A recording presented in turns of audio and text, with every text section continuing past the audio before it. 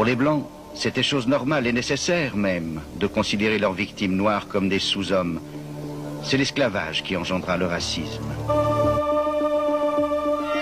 Alors qu'au début du 19e siècle, le trafic des esclaves de la côte occidentale de l'Afrique était enfin sur le déclin, un autre trafic, non moins cruel, se développait rapidement sur la côte orientale. Il y avait une autre exigence fondamentale pour les missions. Si le message de l'Évangile devait être accepté, il fallait que les croyances spirituelles qui sont le fondement de toute la vie de la communauté africaine soient vidées de leur pouvoir et par conséquent détruites. Ce que les missionnaires étaient venus faire, c'était convaincre les Africains qu'ils devaient renoncer à leurs croyances, oublier leurs ancêtres et rejeter les structures profondes de leur culture. Ce film, de propagande missionnaire, tourné dans les années 60, le montre très clairement.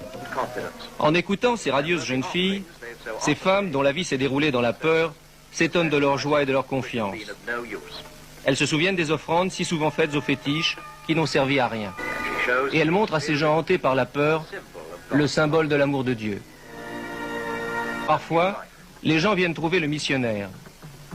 Nous n'avons plus foi dans les fétiches, disent-ils. Nous voulons les détruire et commencer une vie nouvelle.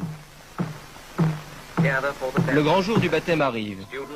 Des étudiants des collèges, des jeunes filles de l'école primaire, des hommes et des femmes. Ils plongent l'un après l'autre dans les eaux du baptême. Le christianisme était largement accueilli. Les missions ont été considérées comme la porte ouverte sur un plus vaste monde, notamment par l'éducation qu'elles dispensaient. L'école a organisé une démonstration de gymnastique en l'honneur du ministre.